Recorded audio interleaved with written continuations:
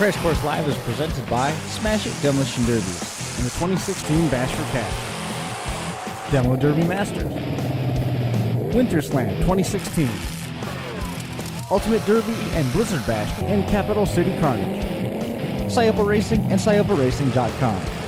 Reckless Abandon Derby apparel at RecklessAbandonGear.com. And Derby Inc. magazine. Live it, breathe it, be it, Derby Inc. This is the Crash Course Demolition Derby podcast, recorded live at the FingerLakes1.com studios in downtown Seneca Falls, New York. And now your host, Chris Marquardt.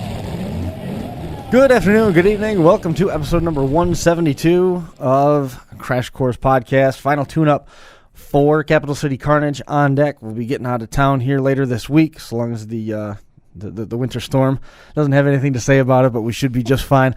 Along those lines, we'll be talking with Sam Williams here in a few minutes. We've got action Friday night with qualifying heats, heat draw on Thursday, and then the final two sessions naming a champion of Capital City Carnage on Saturday. This kicks off a series of about a month straight of Demolition Derby, and there are 6 huge national events between this weekend and the end of April. We start out with Capital City Carnage this weekend. After that, Hot Springs Havoc, which is the spring or that replacement show. After that, got shuffled around, and then we've got Freedom Hall the weekend after that on March 24th and 25th. Urban Destruction, April 1st and 2nd. Cass in the Valley Spring Showdown in Virginia on the 22nd, and then Spring Explosion. Already looking at Spring Explosion at the end of April. So I mean the dates are insane how everything has stacked up on top of us. We've got Ben hanging out here in the studio with us here tonight. I know you've got a lot of thoughts on where things are at and how things have played out here in the last couple of weeks. I mean, now it's upon us. Now all the speculation's over. You guys are going to be in a car. You're going to get to run. And unfortunately, I'd like to say unfortunately, we know for sure that you're going to go because basketball's over. Yeah, I think that put a sigh of relief on Josh because I sent him a message a few days ago and said, hey, by the way, you might want to start recruiting because the boys might, if they win their next game, they're going to be playing for the semifinal for the state championship. Right. They already won the Section 5 Class B title, but we're going into extra play, and I think I've made him shit himself basically when I sent him that. But unfortunately, Saturday they lost, so everything's still in schedule, and we'll be out there. And he sent me pictures of the car a little bit because he got pictures of the car, and I mean it looks sweet. And Jason Dials has been working on it, and helping out, and a couple other people, which I'm not gonna start throwing names around because I'll forget who it is. I mean, Josh has been in more contact with him than I have, just because I've been working a lot of hours at work. But What was that picture of the chain going through the trunk and everything? oh, he's just being a smart ass. Okay, I just wanted to Yeah. make sure. I was like, is that one of your ideas? No, my idea. That's My Josh. my idea is after tech we're gonna weld kickers in it. Perfect. So Perfect. I think that's a great idea. Sam Williams joining us on the line. What do you think about that plan? Just throw some kickers in that extreme class car. I think that'd be okay. Probably not a good idea. gotta do something to level the playing field. It's only a Mopar. I think it's going to be a fun class to watch, that's for sure. Oh yeah. Yes, no question about Yeah. that. You've begun or finished move-in for the week. You guys have got your... Oh, we are taking off here tomorrow morning. That's what I'm doing now. I'm out in the shop loading up the big enclosed trailer and just fixed a leak in the hoist, and we're going to be ready to go. So we're just down to the final little bit of stuff. My daughter and I are loading up in the morning and heading that direction. In terms of the last week or so, has anything major transpired? Anything changed course? Have you had any feedback from drivers? No, everybody. I mean, a lot of questions on Blizzard Bash as far as because registration comes around. Anybody who ran last year on the team has till April 1st to be registered, or March 30th, right in there. So, we're getting a lot of those questions this week. A lot of ticket questions from back east. Talked to a lady from West Virginia today. Just a lot of people who've never come to one of our shows before are coming out for this show. So. Out for Capital Carnage, so it's gonna be great. I mean, we've had a lot of ticket questions in the last week from people who have never been to the events before. So that's always encouraging and fun to see is, people come out and get to see and experience this for the first time. So it's a different environment, that's for sure. It's fun to be in. Well, I got a friend of mine that's switching his flight around. He's going to Las Vegas. Him and his wife are going to Las Vegas. Yeah. He's switching a flight to fly into Kansas City, Missouri, instead of flying home to catch the show, to go to the show. So, That's awesome. Yeah. I talked to him, and I told him that we might be able to make our rental car available depending on when he's flying in so we could pick him up. So we'll just get him to upgrade it to a, Escalade or something. I was going to just have Brian go get him. Brian's next. Oh yeah. Have Brian go get him. Yeah. Brian can go grab him. I don't know when he's coming in. He looks like a chauffeur. Yes. Yeah. Make him wear the bellhop hat. Yep. But the questions, what were the questions about? Just I know we've got a couple questions on our end about that same topic, asking is it sold by seat? Is it just general admission, and once all the tickets for the venue are sold, it's cut off? Do they just continue to sell as many tickets as possible? Things along those lines. What were the questions that you were getting? A lot of the questions were just basically, what are the ticket prices? How does it work? A lot of big confusion is between general admission and pit passes. Mm-hmm. If I buy a pit pass, do I still have to have a general admission seat? And that is absolutely no. Once you buy a pit pass, that gives you access to pretty much everywhere in the facility besides where our staff goes, which is, very few places. Outside of that, it gives them access to pretty much everything. It gives them a seat. The only reserved seats in the entire facility are our premium seats, and that's the first two rows, and those are saved seats. So you will have a seat number and a row. But outside of that, once you get up past the first two rows, it's all just general admission seating. Again, at this show, pit passes will get in an hour earlier. Mm-hmm. Doors are open for pit passes 2 hours early. Doors will open for general admission 1 hour before the show.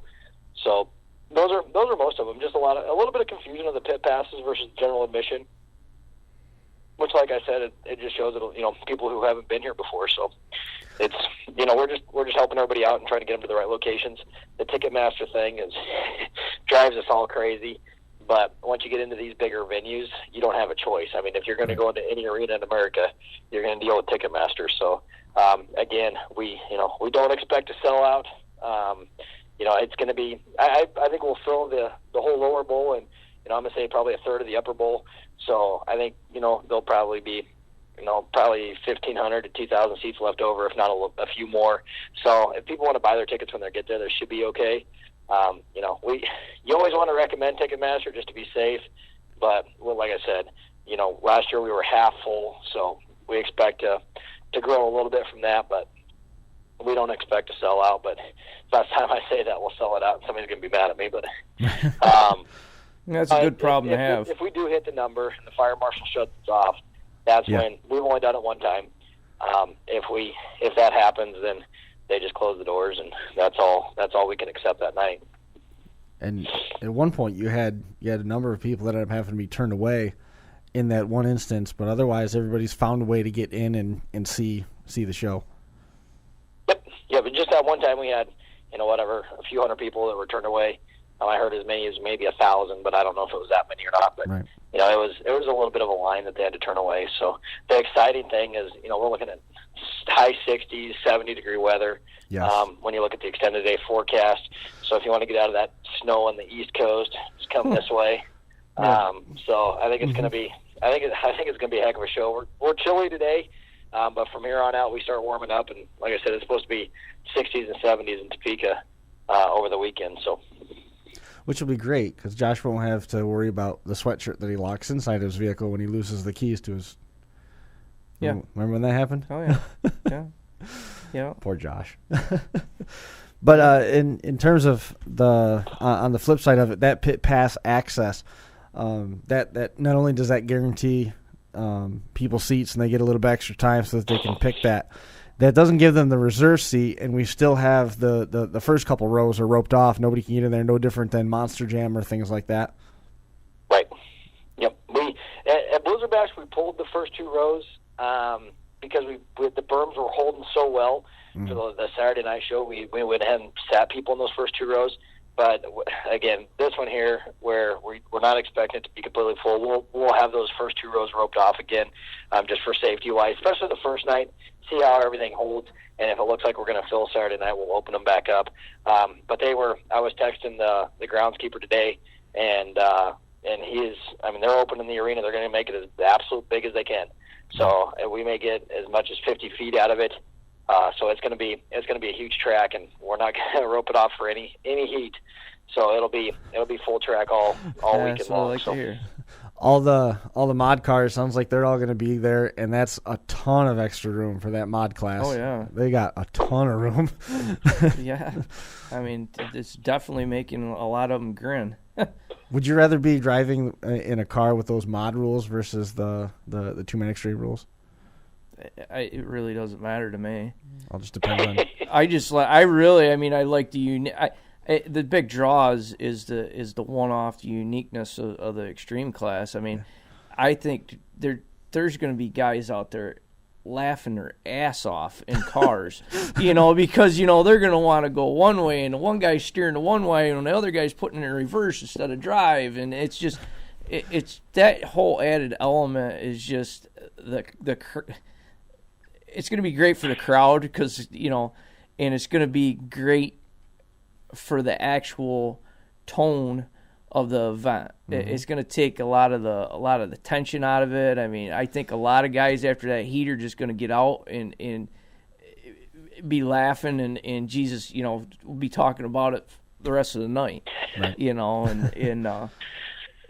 And that's what the real curiosity to me is. I mean, I can't wait. Can't wait. Really. Josh is just elated to have you in the car with him because he thought for sure that you weren't going to be making it. Well, if they would have went to the championship, if they would have went to the state finals this weekend, I wasn't calling. Right, which is understandable. No, anybody give me any shit about that, I would have punched him right in the face.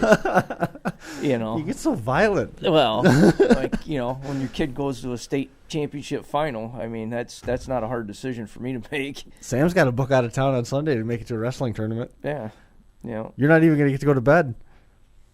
Nope, we won't go to bed. No, whatever time we get done all loaded up Saturday night, my daughter and I will jump in the truck and head north so we can watch Christopher wrestle. So, No, it'll be good. But it's awesome to see some of the pictures of these cars.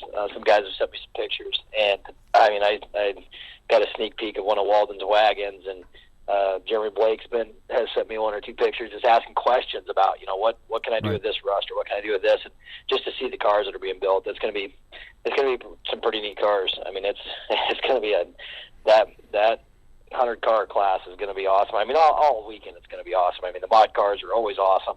The extreme is going to be fun to watch just because it's different, and I mean, they're going to be great cars coming built, and just the confusion inside the car is going to be a blast to watch. The compacts that are coming. I mean, it's going to be a heck of a show.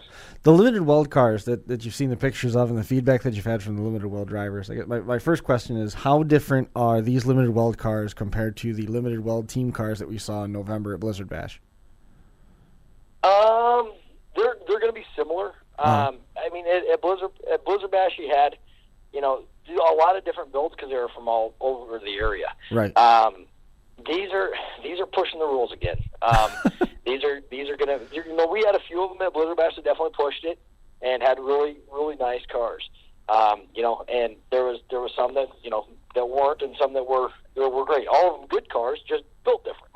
Sure. But this is going to be. I mean, it's going to be the tech wise. We're bringing in the second hoist. I've got it already in the enclosed. We're going to put it together tomorrow. We're thinking that it's going to take us just as long to tech these as it did the mod cars. Oh, absolutely. Wow. Yeah. A lot less done underneath. The top sides is what has us concerned. There's not a lot they can do to the frames, but the top sides are they're. How far can when you have to cut out the firewall behind the DP, where exactly is that line going to be at all weekend? Where is and we've had all kinds of conversations and conference calls on our side with the techs to make sure that every car knows that, right at that intake is where your firewall is getting completely cut out. So, I mean, it's going to be, that's where the biggest question mark is going to be, is cutting out that firewall. So has everybody had different interpretations then, I take it, of how the firewall should be cut out and what you can do with the firewall once it's cut? No, the biggest thing is like on the firewall, when you look at these DPs anymore, where's Right. the DP start and stop? And so, yeah, you may only have it 12 inches. It comes back an inch and a half further than everything else, but your wings are still, 30 inches wide or whatever these are. Some of these are way wide. So it's, that's what I've asked the guys is where do you start cutting and where do you stop cutting the firewall? And so that's going to be the biggest thing is the argument is going to be, well, my DP is right here in this 12 inches. Well, no, your DP extends yay far wide on both sides. Right. And so, it's going to be an interesting, it'll definitely be a cat and mouse game in the tech line a little bit. But everything, a lot of drivers have called, and everybody understands it. Obviously the ball joints were our biggest controversy over the last 3 weeks. We're not letting them use performance ball joints, and that has caused a lot of grief. And we had about 8 cars that had to change them. But again, it's the mod guys who are coming down to the limited weld. Right. Going, well, the rule's not written much different than the mod rules are, so we just put our mod setups in. And most of the limited weld guys, they either called or just knew you can't run those. So, it's just a difference when you get big money classes and drivers switching from class to class. That's where your different interpretation is going. I've gotten away with this in my mod car. Why can't I do this in my limited weld car? Right. So, everybody was pretty cool about it. I think we lost one car over it. But again, I don't know that 100% sure, but I've heard that we maybe lost one car over the ball joint thing. But again, that sucks, but we're holding to the rules the same for everybody. So, Ben, you've shaken your head like 2 or 3 times in the wake of this. Well, he's 100% right. It's more of a pain in the ass to build less if you're accustomed to building a certain way. And people are like, it's a lesser of a build. It'll take you no time to build. Bullshit. It takes you longer because now in your head you're going, okay, this car is going to be weaker. Now I got to think of a different way to actually, get gain the that same back. strength out of it to gain it back. And the mindsets and the minds and the ingenuity that these guys have, they're just not going to say, okay, yeah, we're going to take the ball joints out and we're just going to deal with that. No. Their minds working 1,000 miles an hour on what this and move this and tweak this and it actually doesn't take less time. For somebody that's built a heavier class to go to a lower class, it actually takes them longer to build that car. It's completely opposite. So how do you fix a ball joint? And I agree with that completely because even on the limited weld cars, they're trying to figure out their angles and where the pressure's got to be and all this kind of stuff. In their mod cars, they've built them now for a few years and they've been 99% of the rules have been the same. Right. Percent of the rules have been the same. They, like Ben says, they can just pound them down. They're doing. They go in the shop. Their buddies can take care of it. These cars. It's been a lot of thinking. These limited weld cars is how can we still get some pressure around the tranny without breaking the rules, and how can we do these different things? So, it's been interesting to see how all these minds are working, and I'm telling you, there's going to be some awesome cars there, and it's going to be really really neat. But the great thing about the ball joints is the performance ball joints. They're in a screw-in ring. We gave them the ball joint number of the one that is a stock ball joint. Screws right back in its place, bolts right back in. Right, Mopar so most ball of these joint. were quick fixes. The ones that weren't were the ones that actually welded their ball joint to the ring. They had to cut the ring back out and basically weld the ring back in. But again, they were all completely changeable. Right. So, the guys worked with us really well on it. And, you had a few that were frustrated, but for the most part, we got right through it. So, You can have a birthday cake set aside for Mark Klein? we may have to do something. Mark Klein's birthday is 5,000 people singing happy birthday or something. Right. Yeah, can you imagine that? Get the whole building to do it? Oh yeah, yeah, that'd be interesting. We've done that before. One of my right-hand guys used to have his birthday almost every year on Blizzard Bash, and one year we asked everybody to sing happy birthday to him, so it was kind of fun. I guarantee you there's a lot of drivers that are making phone calls throughout this build, and calling up, hey, buddy, old pal, you've been running this class for a while. What have you been doing with this? What have you been doing with that? So I'm sure there's definitely been some phone calls, and like Sam said, there's so many different ways and so many different techniques of pressurizing and everything else that you gotta, when you go back a little bit, you kind of gotta call favors in if you're not used to it. These mod guys that are backing down into the limited well division, are they? I don't want to say that they're at a disadvantage, but given that they're trying to recalculate and rethink all this stuff, I'd say they're at a disadvantage. You'd go there. I'd say they're at a disadvantage because they're used to one style of build. And if you've been, like Sam said, if you build a car, you've been building cars for 4 or 5 years at this level build, and now all of a sudden it's like, I got a wild hair in my ass, I'm going to go run this class that's a lesser of a build, and these other guys have been running this lesser of a build class for 5 years instead of running a heavier build. You're absolutely at a disadvantage because they've been there, done that. They've tried this, trial and error, did the PR work and R&D work on it, and the person coming down hasn't. Right. Unless he's got some real good buddies that are going to say, hey, you don't do that, do this. Which for that amount of money, you ain't close enough, buddy. It's like if you don't know by now, then you're going to learn the hard way. So is it fair to say that some of these guys that have been at the limited well level, they're going to be able to run harder? They're going to know what they're hitting. They're going to be able to pick it apart. They know that there's. Every car has X amount of hits in it, X amount of shots to take, X amount of hits in it. Right. Every single car. Just about, I would say almost everybody out there in the derby world that's been in it for an amount of time knows them numbers if they stick with a certain type of car. Sure. Your driving style tends to change in a harder car. You're going to drive harder. Yeah, you got more. It's harder to recede back to a lighter class and not get a flashback and be like, oh yeah, he's across the arena. He's going to hit him like he was in a mod car, and then back up and go, oh shit, why'd they do that? Now now I just torqued it, But that's where I think there's going to be some. But there's also the veteran guys that you could put them in a compact car, put them in a pro mod car, and it's self-adjusting, But there's also guys that are just there's still a bell curve. Yeah, there's still a bell curve. And that's where I'll be the devil's advocate a little bit to Ben is that a lot of my mod guys they came up to the limited weld side. Right. I think where they may have a little bit of an advantage is. They've been running these protectors for years now, so they know. A lot of these guys may buy a 3-inch thick protector or whatever. I have no idea what they don't even make that, but but they may say, hey, the mod guys may go, wow, we've already backed ours down a little bit because of the weight wise. Right. The weight can't handle it. These limited weld guy goes, hey, we can finally run protectors. Let's go the biggest and the baddest. Right. And that may work for them, but it may be too heavy for the suspension. So I think it's going to be a little bit of give and take, but I agree with you driving style wise. Yep. That's where it's going to be the toughest to back her down. Yep. Is they're used to, hammer down, and if a door gets in your way, a door gets in your way. Right. With a limited weld car, she's going to stand up pretty quick. Yeah. Absolutely. Absolutely. And it's like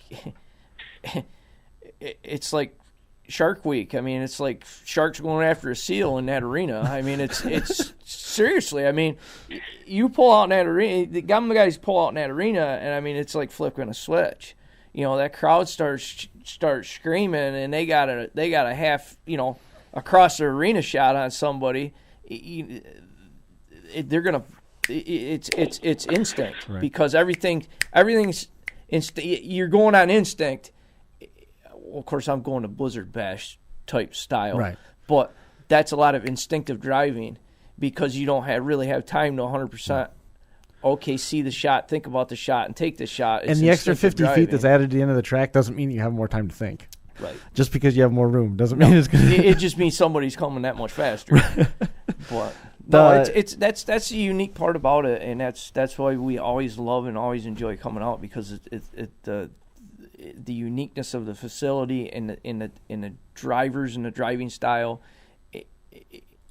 and they're not just area specific. I mean, it's drivers from everywhere come and they adapt to that style in that arena, and it just makes for a great show. Have they gone through and got the clay out of the ground so that it can dry nice and get nice and hard out there? I don't need to dry. It's coming straight out of the ground, so it can go down. We can lay that stuff. Well, we've done it before. We did it last year at Blizzard Bash. We laid it, and 6 hours later, they're driving cars on it. But no, it'll probably. I'm going to guess that they'll start laying the track. It may be Wednesday, maybe Thursday. They were asking a lot of dirt questions today, so it may be Wednesday or Thursday. But I know the floor is coming right out of the ground, so they'll probably build the berms first, and then once the berms are all up, then they'll go ahead and start digging the floor out of the ground, and it'll come in. So we'll be there when it goes down, and I'm sure we'll go out and look at the dirt this time before they start bringing it in. But they took enough soil samples from the last stuff that they can just dig a hole, test the soil. Yep, same stuff. Let's run with it. I've been thinking dirt berms, dirt berms, and then just pave it. Just run on the concrete. Oh yeah. Just run on the concrete. Pavement. Yeah, we thought about that, and we said if we don't get this dirt fixed, I'm peeling up the floor. And we're going to run on the pavement. Then they told me about a $250,000 hockey sensor that's right there in the center of the concrete. Yeah. And then if we mess that up, they got to tear out the whole hockey floor. That dissuaded my decision pretty quick. Going, let's go find some fresh dirt. So. Well, yeah, you just put your barrier down and then just have them come in with asphalt and just pave it. Just pave over it. Yeah. I don't. It's pretty much, if we get our dirt right, it is pretty much like paving. Oh yeah, it is. It was definitely marks everywhere. Yeah, that was as hard as the parking lot last year. Once you went in and redid it, I mean, nobody can complain at all about that track. After you redid it, but man, but. The first night sucked. Yeah, it changed Blizzard Bash. That's the bad thing, and that's what we feel worst about. Is the first night changed Blizzard Bash, and I mean I know they all had to drive on the same track. Yep. That kept getting worse as the night went on, and it would have been a blast to see that Blizzard Bash group with a great track. Mm-hmm. And it'll be where I would like to say it'll never happen again, and as long as I have anything to do with it, it won't happen again. I think that Tim and Russell learned from my mistakes for sure that it won't happen again, and the arena won't let it happen again. So they take their dirt very seriously now. There you go. There's all the answers that you could ask for right there. It's not going to be an issue. Not that we questioned it. Oh no, it's. I mean, that's a lot of big draw with people running indoors and having an indoor arena. You kind of take a factor out of it. You try to take nature's element out of it. But in all reality, it's no different than Bash for Cash. And next thing you know, the skies open up and it's freaking torrential downpour and you're running in a foot of mud. So. Derby drivers adapt. I mean, it's just it's the whole. It's in an arena. It's inside. It's one less factor out of their minds. But it is what it is. I was excited. It is what it is. It is what it was. You made it right. They had a great track, and anybody that's still pissed off can just take a flying leap. I was excited when I saw the basketball court still laid out there. From the basketball games, the high school games that were there, because I mean, let's face it, let's just run on the hardwood. That'd be fun. Well, yeah, no, that's. No, I think it'll be good. Yep, I agree. We're gonna be catching up with Jason Brodzinski here in just a few minutes to talk a little bit about the parts and the vending side of things and where things are at for him, given we've got so many derbies stacked up, 6 events now stacked up through the end of April, starting with this weekend. So 6 derbies in 8 weeks on the national scale. It's going to be very, very busy time of year. In the conversation that we had about the build styles and things like that, bringing it back around to that, have you heard the build leaning one way or another in terms of old iron, new iron? Is it or has it been a pretty good mix? I'm gonna say it's going to be a good mix. From what I can see. You got a lot of veteran drivers who are going to be driving old iron. You got a lot of younger guys who are driving the Fords because that's what they're comfortable with. Mm-hmm. And with our rules, I believe you can compete in either one of them, no problem. Right. Oh yeah. I'm excited. Yep. I like. Oh, you're not in a Mopar, you'll be all right. Whoa, man, he said that right to you, Ben. What's that? He said as long as you're not in a Mopar, you'll be all right. That's all right. I know how to put kickers on. Enough with the kickers. And I could just put on there, it's just a Mopar. It's okay. Capital City Carnage is coming up this weekend. Looking forward to it. You still have an opportunity to get your fantasy teams in. If you can't make it in person, you can check it out on DerbyNation.tv. All the pay-per-view links and everything are up there. We're going to be on that. Looking forward to getting out to Topeka once again here, March 17th and 18th. 10,000 to win limited will class. It drops down by $1,000 increments back through 10th place. $5,000 Mad Dog Award. $60,000 in total payout. It's only $200 to enter the limited welds. 100 cars were the limit. And as far as I know, we're at that peak right now. You can find more information in terms of ticketing online, www.ultimatederby.com, or jump online, check out the Capital City Carnage page. If you have logistical questions, shoot them to Candace at Ultimate Derby. Here it is. It is upon us, Sam, man. Anything that we missed on? I know we've talked a lot about a lot of different topics again through the course of the night. What did we miss? I think everything's good, man. Only 2 big Ultimate Derby shows left, so you don't want to miss them. That's right. It's still a pay-per-view, right? Yeah, Derby Nation. Yeah, it's still got people to know. I mean, they got to know what the. Yep. The website to go to is derbynation.tv. Right. You can jump right on there and find that. I know we've been putting that link every time we make a fantasy league post. Oh, okay. The link's right in there, so people can find how to get that. And that's one of the perks of the fantasy league is once you buy the pay-per-view at home, you can follow along with your team. Okay. This year, one of the things that we edited, we worked real close with Race Central to get this thing together. Not only is it automated, up until the close of registration, you can edit your team. So if you see something on Facebook that makes you think that perhaps one of your drivers isn't going to make it, you can go in and you can edit your team. But when you edit your team, you lose your spot in line. So let's say there's a tie, and it goes all the way back to timestamps. If you edited your team, you're falling out. You're going back to the end of the line. So if we get 5 people that all have the same team, the person that if they're all the same based on tiebreakers too, it's going to the timestamp, and the timestamp's right there. We can get to them easy. So there's no risk of there being a tie, even if everybody picks the same group.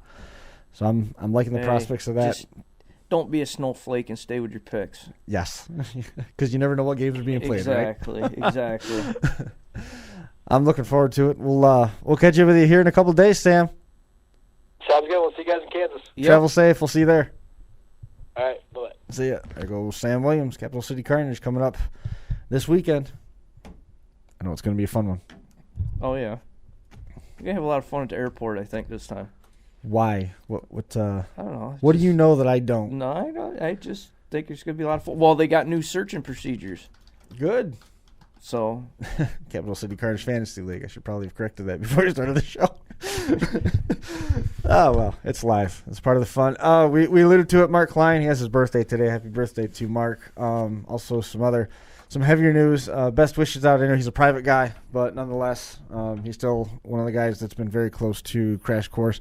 JC Molly's down in Florida. He's got some struggles going on in his own right. Best wishes to Joe and his daughter Molly. Glad everything is at least at this point on the positive side. Giving some thoughts and prayers to that family. And then Bor Christensen, I don't know if you're following along with this, but they had a huge shop fire, and his dad lost his shop. They just had a Dodge that was redone, and they lost it. They lost a ton of stuff. The pictures were devastating. So obviously those guys could use a couple of good thoughts and well wishes. Bor Christensen's dad losing his shop. Tough one. Tough. And it was a mess. Some of those pictures were just brutal, devastating. Well, did I see it right on Bicknell? Had a fire? I didn't catch that. Bicknell race shops up in St. Catharines. Oh no, I didn't see that at all. Really? Bad? Like $1 million? Ooh. Yep. That's not good. Bicknell. Bicknell's Bicknell Racing Products, right, which is one of the dominant modified manufacturers, and they make parts for sprint cars and stuff out here. Chassis manufacturer, Bicknell Racing Products are up in Canada. Pete Bicknell, one of the most decorated 358 drivers ever of all time, running Merrittville Speedway. I almost think I know. I seen it. I seen it one of the very few days I was on the computer on social media. I flickered through there and it showed up. I see on the topic of Bicknell chassis, Matt Shepard's going to be driving for Sweeteners Plus at Outlaw this year. So Vic Coffey's got a teammate. Jason, can I put you in?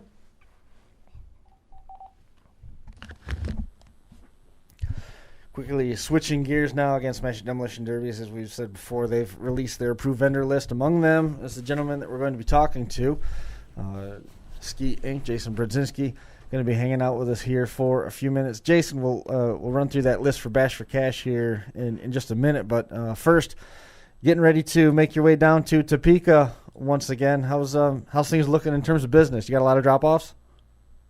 Yeah, it's not looking too bad. That's good. You're not driving this year, but have you got anybody that's going to be sporting some of the equipment that's going to make some talking points? Always, yeah. There's I think the rules changed, and we needed to make a bushing mount. You know, all the other mounts we made for our cradle were solid, so we shipped quite a few of them out this spring, and a lot of people wanted to shave some weight, so some people got the lightweight cradle, so they'll be there. It's I think I'll actually try to enjoy this and watch and get to see more of the show. You know, who's running what and how it's holding up. And every time I've been out there, I've been in the pits. 1 year helping, and then the next 3 years driving. And I think I'll like this. A little bit of a change of pace, just being able to take the show in from the sidelines. Yeah, there's no doubt in my mind that when I'm sitting up in the stands, I'll want to be out there. But yeah, we'll see how it works. Right. You hit on something that was going to be kind of the main topic that we talked about. We hit on a little bit of the topic with Sam talking about the lighter build and some of the mod guys coming down to the limited weld class, and the limited weld guys, do they or don't they have an advantage per se? Those guys wanting to shave weight because it's a limited weld type build, and that opened up the opportunity to run that lightweight cradle that you guys have put out. How's that been received so far? That's been the most popular cradle ever since it came out, I think, late November, December. It's been holding up good. Some people are still even running the stock class with their 1-inch, and I guess the spindles are going to be the part taking the beating. Right.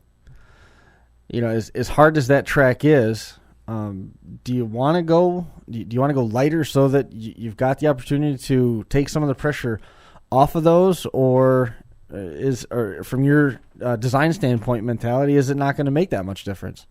Well, for 2 years when we ran there, we fought the stock spindle with the heavy cars, the heavy bumpers, the heavy cradles, and everything. So there's no doubt it was an issue on the spindle. Right, I know. We're getting into something that's near and dear to Ben's heart, talking about the spindles and the build style and the thought process behind using a heavier cradle on the frame in the limited weld so that you've got more mass in the front versus the running something a little bit lighter that's not going to put so much down pressure on it. You know, what would you do? We talked with Jason before he got back about how popular his light cradle has been. Oh yeah, absolutely. You definitely got to lighten it up. If you got to go to the stock spindles and stocker spindles and ball joints and everything else, I mean, you definitely got to recede a little bit back to something lighter. I mean, like Jason said, I mean, how many wheels, how many spindles, how many hubs do we see break? You know, a couple years ago when it couldn't have the heavier hubs and the better spindles and everything else. I mean, that's all you've seen. You've seen front tires come off. You know, front wheels come off, and just the sheer weight of the cradle itself, the sheer weight of some of the bumpers these guys are making are insane. Right. And yeah, I mean, you got to recede a little bit. You got to lighten stuff up somewhere. What else has been popular in terms of focusing on Capital City Carnage, Jason? That's been coming out of the shop. What else has been popular selling points besides the light cradle and those replacement bushings? We did a new design on a transmission brace that used a different material, and basically the top portion of the brace is different. That's been pretty popular. And I replicated a 74 Chevy bumper. That's been pretty hot too. Yeah, I seen saw that. the pictures. That's cool as hell. I like that. Where's the all started a while back. Matt Stenberg asked if I could make him one, and then it took a while to get out, and then it got out, and it brought attention from people who wanted it, and then it brought attention of accusing of copying, and Oh, yeah. You get into all that drama, but that bumper's not really that heavy. That's about 225. Right. Yeah, where, I just did, just like our other bumper that we have sold a bunch of and ran at Blizzard Bash, the Sam's Rules had a 4-inch point over 32 inches. That one's real popular. And then Smash It, I had to scale the point back a little bit to meet their specs. That bumper's heavier, but they both held up good. There's internal bracing, how I did it works out real well. Mm-hmm. Yeah, because there's no crush. Probably going to jinx myself here, but we've had some pretty good luck. Right. You don't want to jinx yourself. I mean, it's look at them. I mean, look what they're using it for. So I mean, it's if it bends, it bends. I mean, it's shit's gonna bend. I mean, unless you want to make an 800-pound bumper that's pretty much indestructible, and then then your frame rails, just goes to the next point. Right, for sure. I've had some pretty in-depth conversations with that on a bumper, and some people say they want a lighter bumper. Mm-hmm. Some people say they want I should have not used lighter. I should say stronger and weaker. Some people want the front to compress and move a little bit. Right. You also see that, like say when people stuff a normal 74 bumper, that bumper won't last. You're not going to give that to your son. Right. You know what I'm saying? Yeah, absolutely. Absolutely. They flatten out. Yeah. And then your frame rails, you take a point and you start straightening a point out, you need dimensions that are going to change. Then your frame rails push out. Right. And then they're doing weird things. I think there's a fine line there of having too strong of a bumper, and then you throw the weight. So you're even on something so simple. A lot of people ask what takes so long to build a car, but we're sitting here talking about just the bumper. You know what I mean? Right. How heavy do you go? How strong do you go? And and all that. And I don't remember who it was had springs. It was at that Cordell Hansen or someone out at Blizzard Bash. Had springs out on the end of their bumper. It looks like it was going to compress. You remember seeing that? It was like a coil spring in the end. I can't remember that. No, I believe it. Yeah, I think it was. I thought it was him, but it was just funny to see, and I'm sure it got people's wheels spinning. It wasn't doing anything, but right. Just for conversation piece, kind of like some of the stuff I've done, Right. Right. You do it and be like, oh, we got to try that because Brodzinski's got it in his car and it must work. And you're just screwing people, Yeah. Yep. Absolutely. I used to do the same stuff. But no, it's definitely a fine line, and the differences too is you can talk just about one specific build. Well.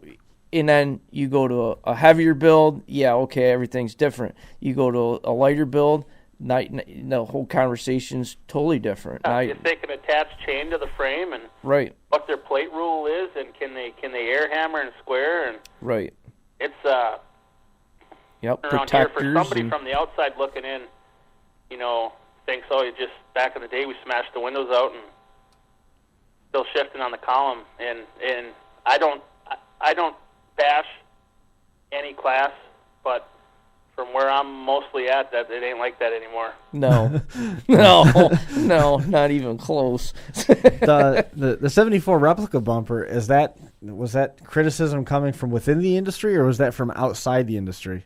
Pretty much within. Who did it first? And okay, I see what you mean. I guess Chevy did it first, and they probably had that going in 72, 73, so right. I guess everybody that ever wanted to build one and put a skin over in that. Right. It probably getting to be one of the worst things of the sport is the drama that's been coming with it for me, Yeah. I don't even have to sit on my news feed. I'll look at my messages and people do it for me, and yes. Look at who said this and who liked what comment, and you appreciate the people sticking up for you and everything, but it gets to be enough at points where you just turn the phone off and go in the house and have supper, Right. Yeah. Everybody always wants to be like the big dogs, and they try to knock the big dogs off the porch every chance they get. Oh, no doubt, yeah. You know what I mean? So it's there's in any industry, in any type of business, any form of business, whether you're in a derby business or your General Motors and Chrysler and and all the automotive manufacturers. I mean, it's you come out with something new and people look at it and be like, "Oh yeah, I had a brain fart 20 years ago that kind of looked like that. Yeah, it's my idea." It's just I hear you there with the frustration, and it's hard to stay focused. Usually the people who comment, they're looking at a picture. They don't know how it was built or as far as the bumper, anything internally, Right. what material. They're just quick to hit the comment button and go at it. And I guess that sometimes I think we all should be working, not necessarily working together, but towards the common goal. At least not working against each other. Get some sponsors in here, no matter what class it is, no matter. Yep. Like you will look out in the parking lot, and I thought this for years. How many new Ford vehicles are hauling, and we're missing it. I'll tell you that much. You know what I mean? As far as on a big scale and getting some fuel sponsors or Ford, and just getting to that next level. And even if it's bone stock or mild weld, whatever you want to call it, super stock, and that energy should be focused towards that, I believe. Right. I agree with you there. I'm very surprised. There's going to be race fuel available at Capital City Carnage. They're going to have race fuel trucks there. And I'm surprised that we've gotten this far in either VP or Sunoco, at least from our home area with our home tracks, that VP or Sunoco haven't gotten some sort of, even if it's just a contingency or voucher program, right? Haven't gotten involved at some level. I remember when of course I blank on it, Reckless Warrior Tour was happening. Right. There was race fuel available at those shows. Right. Remember Sunoco, I believe, was involved because of the connection back to Thunder Mountain. Right. What is Jason? What is the choice fuel out in that area? Is there a specific dominant Jason's fuel? Jason's up in Michigan, so that answer might be different between Kansas and Michigan too. I guess he's been going. I mean, I should say at the shows you go to, Jason. Common VP has become pretty popular. Back in the day, it was Turbo Blue. Right. Turbo Blue. Yeah.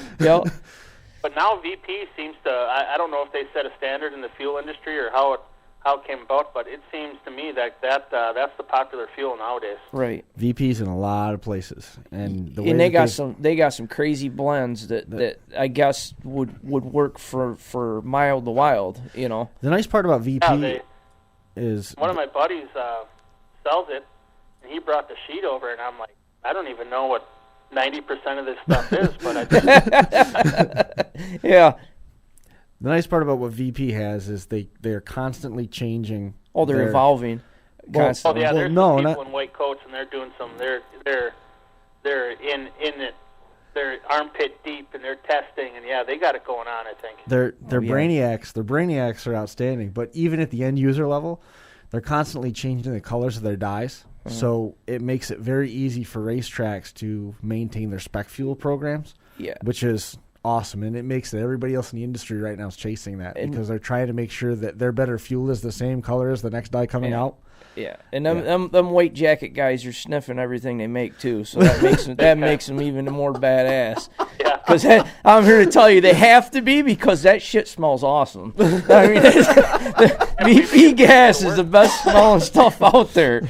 Yeah, but it could be as close as someone stumbled upon a link to listen to this on Facebook, and maybe there's a fuel that could really help out the demolition derby and cool the engine that is just waiting to be tested. And next thing you know, everybody from a county fair level to Blizzard Bash and Bash for Cash and all these big shows that's waiting to run it, and everybody will have it. Right. It's called methanol. Yeah, methanol. Yeah. But there's a lot of, a lot of that was Can you imagine the eye sting if you have 30 cars indoors? Shit. That was my first thing with skipping out further out to Utah. I'm like, well, shit, the heat out here, the big tracks, everything else, why don't you run methanol? Well, then Johnny sent me the rules. And I'm like, oh, it says no alcohol, no methanol. I'm like, okay, that was an easy question. Yeah. But yeah, I mean, it like Jason said, I mean, it would be nice next level wise, like he said, we could do the Derby guys. Let the Derby guys R&D your fuel for you. Ooh. Yeah, it's easier to go to a bar and they'll sponsor your car and flip you a 50 than it is to go one of these corporations and they don't get it. Yeah, but I mean, the more and more you grow numbers wise, I mean, look at. They look at the big numbers. They look at the big numbers. They look at views. They look at all that business. I mean, if you think about it, NHRA struggles to keep a live TV contract. NHRA struggles to keep a live TV contract. Right. NASCAR has no problem. Right. Well, they do. Yeah. Keeping a live contract. Somebody's always ready to pick up NASCAR, but let NASCAR in terms of getting fans in the stands, they're having troubles. Right. Yeah. Why is that? Is it the names? Is it the Danica Patrick and Earnhardt Jr. and everybody wants to see the drivers themselves? Is it the sport? What is the? I think a lot of that. I mean, not to get too deep into the NASCAR side of things. I think they priced themselves out of competition. It got so expensive to go to a race that you couldn't bring a family of 4 to see Dale Earnhardt Jr. And then when you've got it coupled with the fact that they're only going there once a year, NASCAR tried to capitalize on the exclusivity, and it backfired when they started pricing themselves out of being reasonable. It is far cheaper to pay my cable bill once a month and see 4 races with better coverage than to go to 3 months worth of cable and sit in a grandstand one time. Yeah. I mean, NHRA, prime example, NHRA with their sponsorships, they've went all wacky jacky and couldn't have no tobacco sponsorships. Couldn't have one of their top sponsors for NHRA used to be Winston, and same thing with Budweiser, and all that. All of a sudden, politically correct shit and everything else like that. Well, guess what? Maybe demolition derbies we should approach Winston, Camel, There's the guy with a cigarette hanging out of his mouth. Budweiser, it's Fortune. The guy with listen to Jason, the guy that was covered in race fuel. Oh yeah. No kidding. Yeah. But it's just like you said. There's so many different dynamics you can approach. The other big challenge is as Jason said, it's easy to go to a local bar and get $50 and walk away.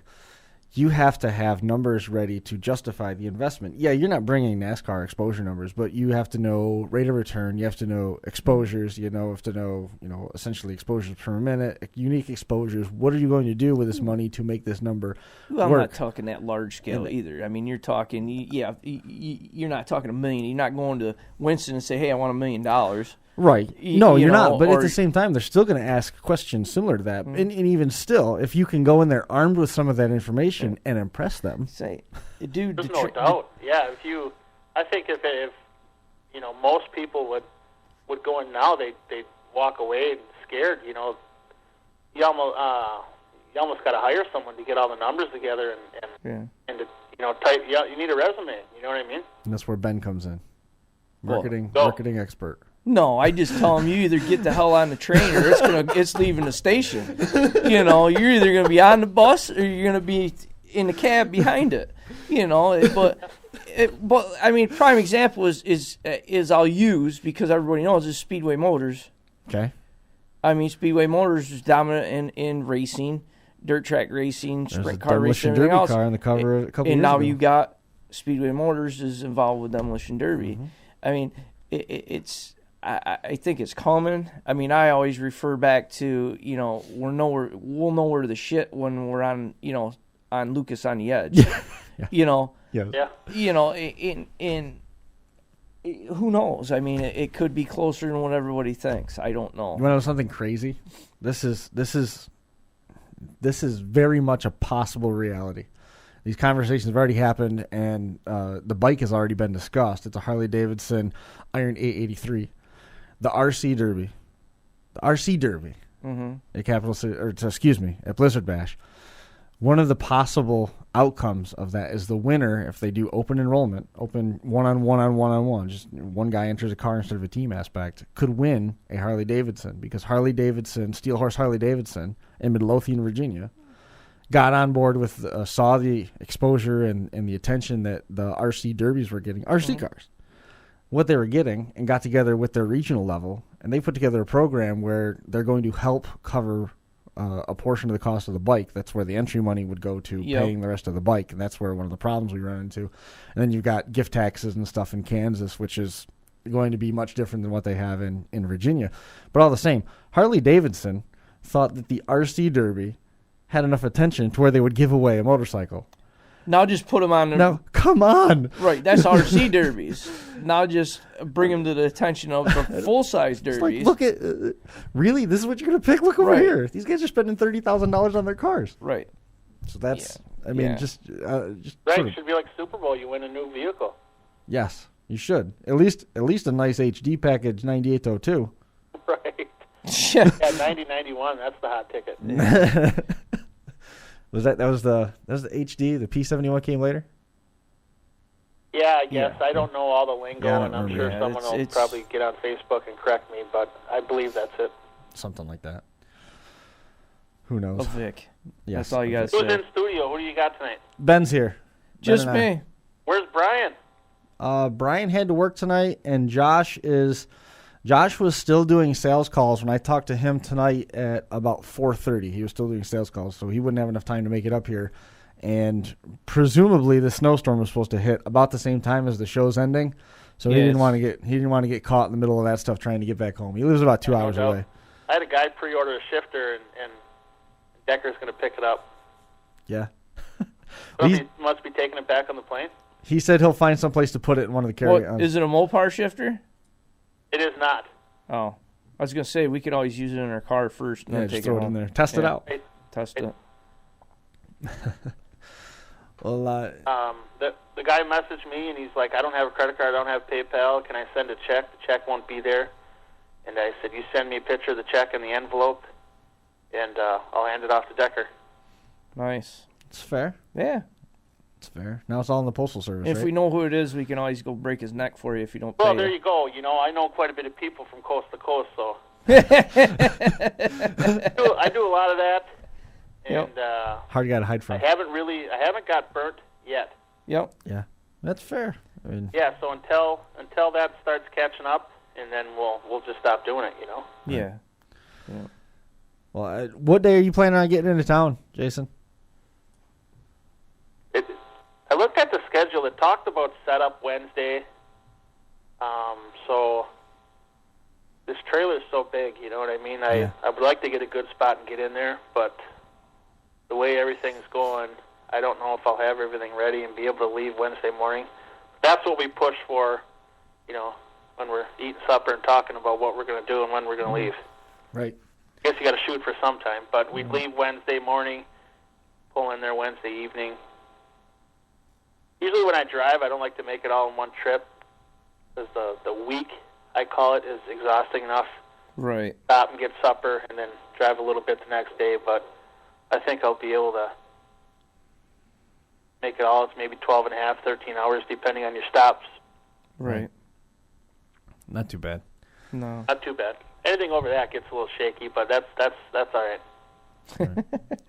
Well, be sure to travel safe. It's always good to talk to you. Look forward to catching up with you down there, and we'll certainly be in touch once we all get into Topeka.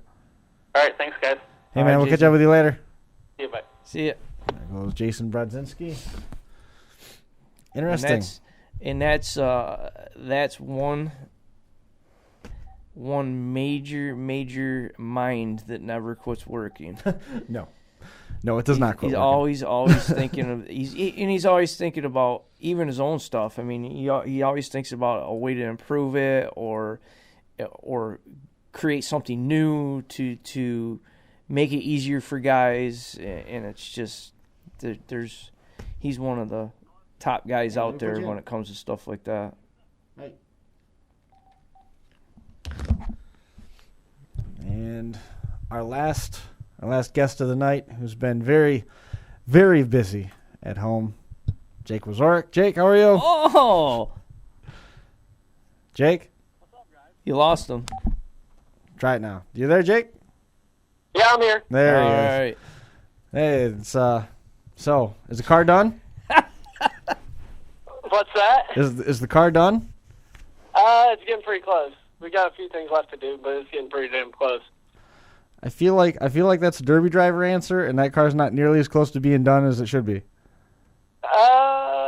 Well, it was a lot further along.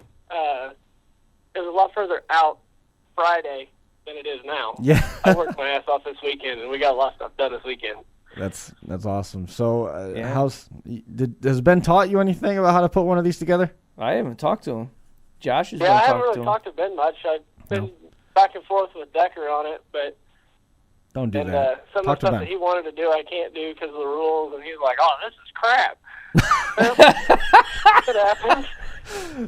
Hey, He wanted me to do shocks in the frame. I was like, "Well, I can't." He wanted me to do this. I'm like, "Well, I can't."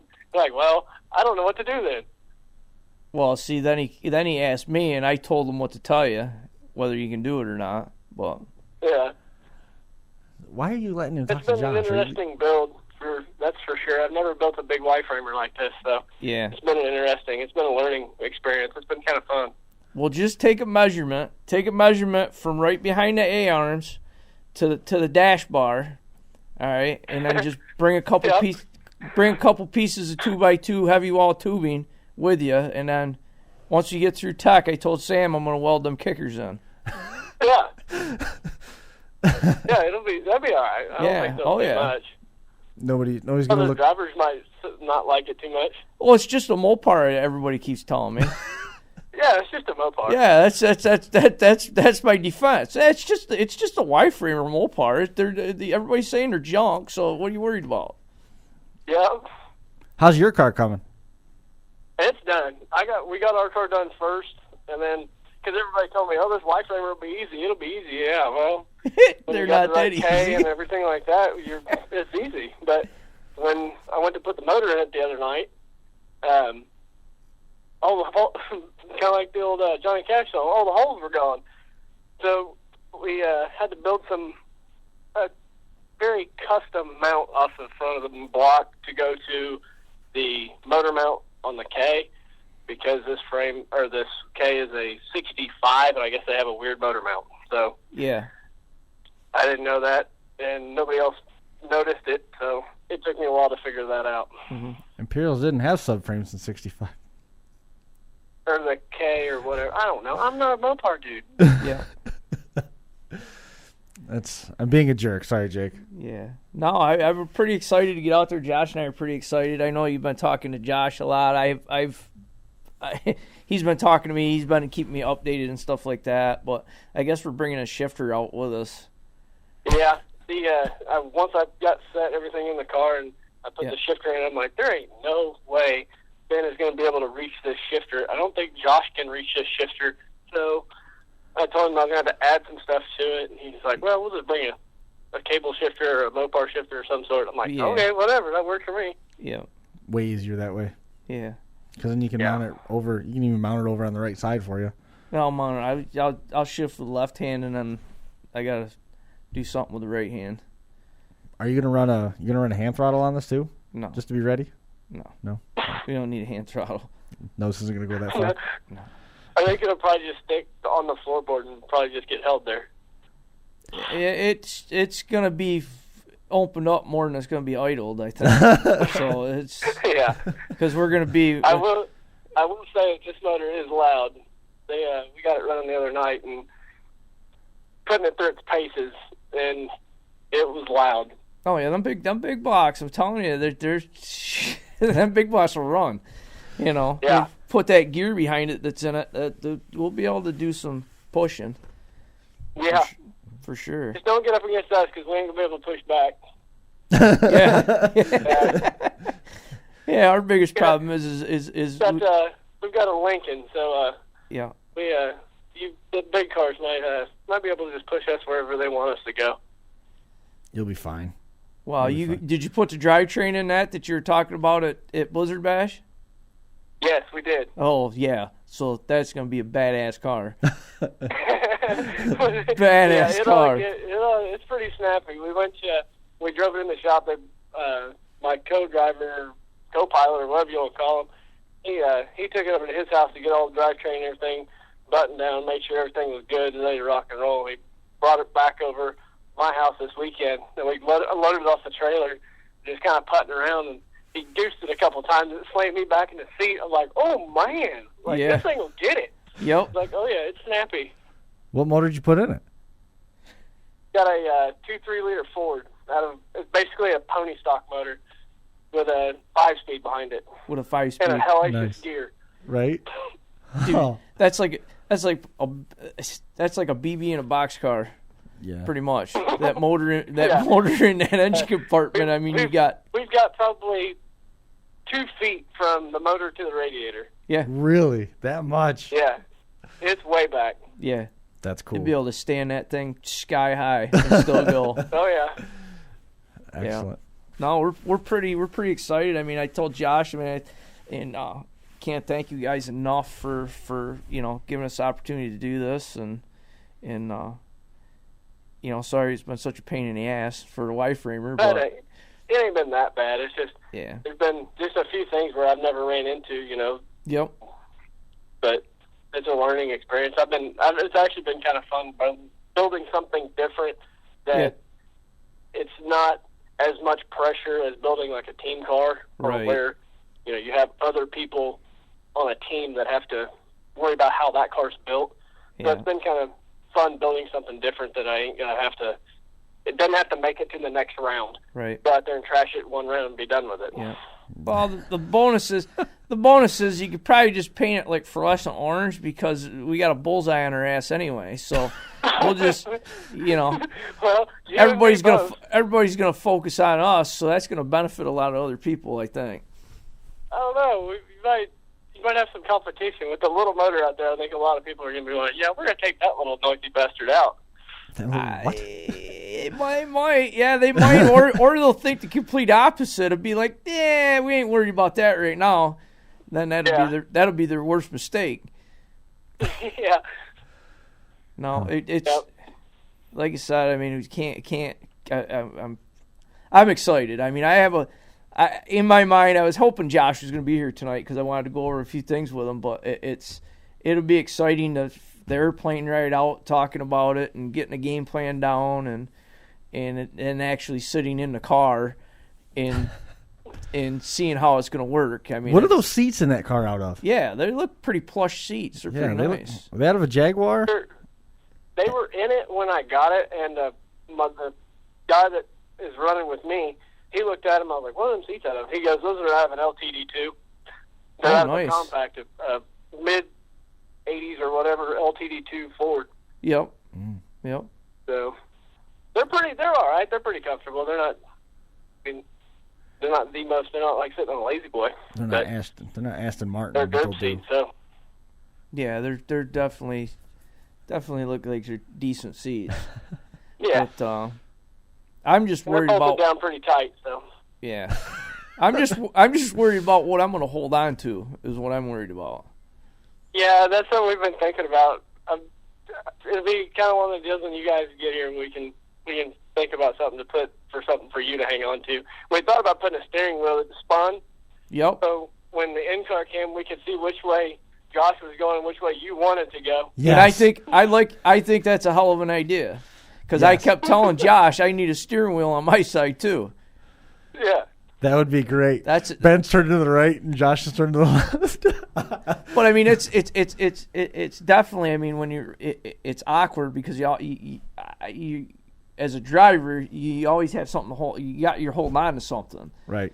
But if you're just sitting there running the pedals and the shifter, then you really don't have nothing to hold on to, But I like that. I've been joking with Josh about it, putting a steering wheel on that side too, and it is hilarious because the team shows we had up here, well, not team shows, but the truck class we have up here with the promoter that I work for, they had passengers. They could bring passengers, and 95% of the guys mounted a steering wheel on the passenger side, and it was funny as shit because these guys are coming down the track, and the guy's actually steering the vehicle, and the other guy on the other side is just honing on it, and he's got the steering wheel, he's going one way trying to turn the truck, but the other guy's actually got steering controls. It was hilarious watching it.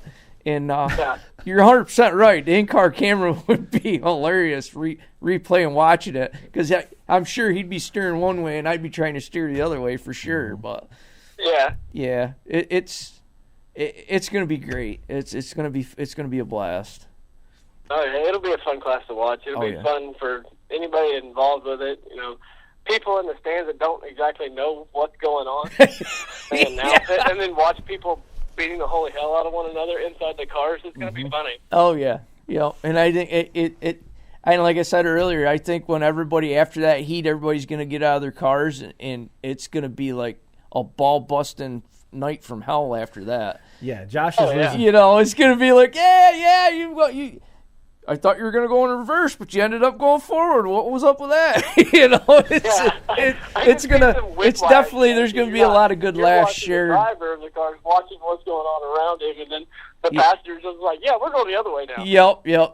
So you're slammed back and forth in the seat because you don't know really when it's going to get shifted. Yeah. There's going to be a lot of good laughs shared over the weekend after that heat for sure. Josh, I figure he's going to lose. He's going to lose at least 2 teeth. Ooh, Josh? Josh will. The first one's going to be from when you make him bounce his face off the steering wheel. I don't know about the second one is going to be when you knock it out of his head because he made a mistake steering it. No, it's like I said, it's going to be fun. It's unique, and I don't think this is going to be the one and only time he does this. No, I don't think so either. I think it's a lot of people are going to see this. And it'll be the one and only time for Sam. Because he's well, what I mean is a lot of people I think are going to see this and be like, jump on board. Holy shit, that's pretty cool. Yeah. And one of our local promoters, he said something about it because we had told him about what was going on. He said, well, hell, how many of them are from around here? I said, quite a few of them are from around, northeast Kansas and stuff. He's like, well, maybe I'll have to do a class like that at one of my shows. So, because these cars are already set up, so right. We can probably do a class like that at one of my shows. So I've already got some of the local promoters talking about doing it. So it'll be interesting to see if anybody else picks it up and starts doing it also. Yeah, it's pretty awesome. It's pretty awesome. It's cool as hell. You see, and what makes it nice is all the pedal assemblies now, with big long cables and everything like that. You can just it's easy swap. Oh yeah. Put them over in the other floorboard and done. Yep. Yeah, 100% agree. 100% agree. Where 10 years ago you wouldn't know it would have been an ass ache to even try to do it. Right. Oh yeah, it had little levers and rods and stuff running across, and it'd have been a nightmare. Yeah, now it's all smooth. Put it on the other side, run a cable, and go. So that's the nice thing with the cable shifters. You could put it wherever you want. I mean, put it on the roof if you want. It's. But it's counting the days down. I mean, it's. Well, we are right on top of it now. Flying out later this week to get down to Capital City Carnage. Jake, again, we got to get out of here. We're a little bit over time, but appreciate a ton all the help in getting the car together for Josh and Ben. I know they're really, really excited.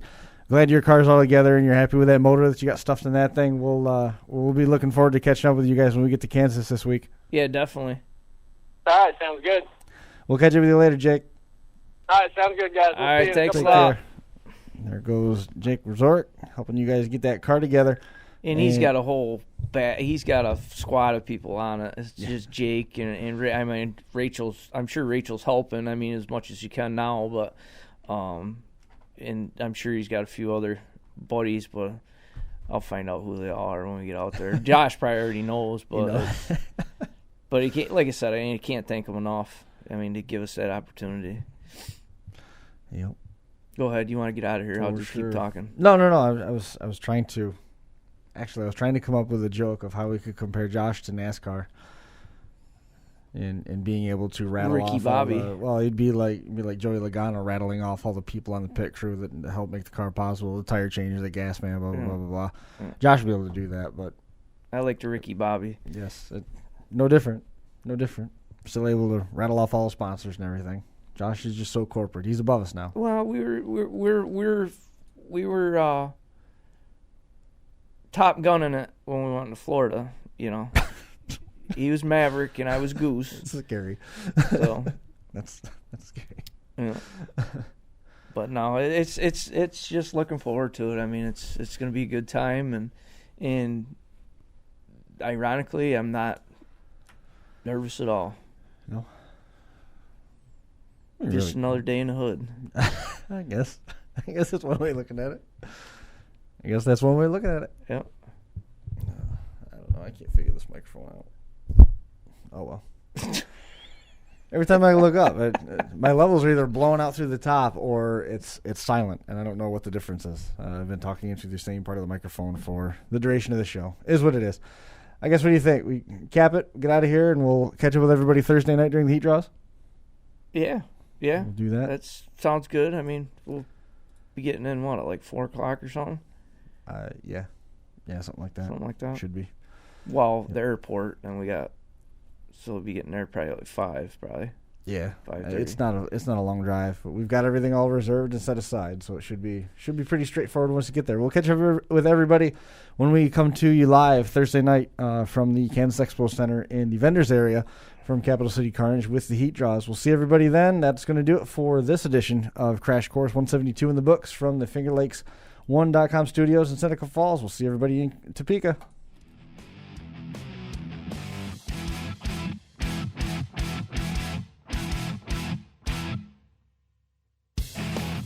The Crash Course Podcast is brought to you in part by DerbyParts.com. The 2015 Wadena Grand Slam. Boat Lockwood Motorsports and the 2015 Keystone Nationals. Scioppa Racing and ScioppaRacing.com. Ultimate Derby and Blizzard Bash 2015. Demo Derby Masters. Reckless Abandon Derby Apparel at RecklessAbandonGear.com. And Derby Inc. Magazine. Live it, breathe it, be it, Derby Inc. This is the Crash Course Demolition Derby podcast, recorded live at the FingerLakes1.com studios in downtown Seneca Falls, New York.